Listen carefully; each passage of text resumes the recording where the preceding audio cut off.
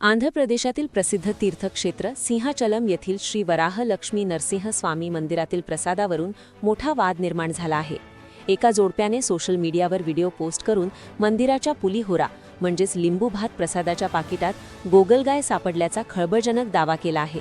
या घटनेनंतर गोपालपट्टनम पोलिसांनी या प्रकरणाची सखोल चौकशी सुरू केली असून संबंधित जोडप्यावर मंदिराची प्रतिमा मलिन केल्याप्रकरणी गुन्हा दाखल केला आहे। या प्रकरणावर मंदिराच्या कार्यकारी अधिकारी ईओ एन सुजाता यांनी स्पष्टीकरण दिले आहे। त्यांनी सांगितले की मंदिराचे स्वयंपाकघर पूर्णपणे स्वयंचलित असून तिथे स्वच्छतेची कडक काळजी घेतली जाते। प्रसादात अख्खी गोगलगाय सापडणे अशक्य आहे, कारण स्वयंपाकाच्या प्रक्रियेत कोणताही परदेशी पदार्थ बारीक झाला असता।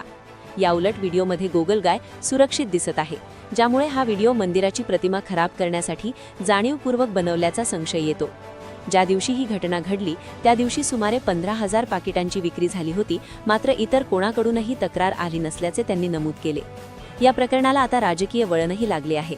विरोधी पक्षांनी मंदिर प्रशासनाच्या कारभारावर टीका केली असून भाविकांवर गुन्हे दाखल करण्याऐवजी प्रशासनाने प्रसादाच्या गुणवत्तेवर लक्ष द्यावे अशी मागणी केली आहे।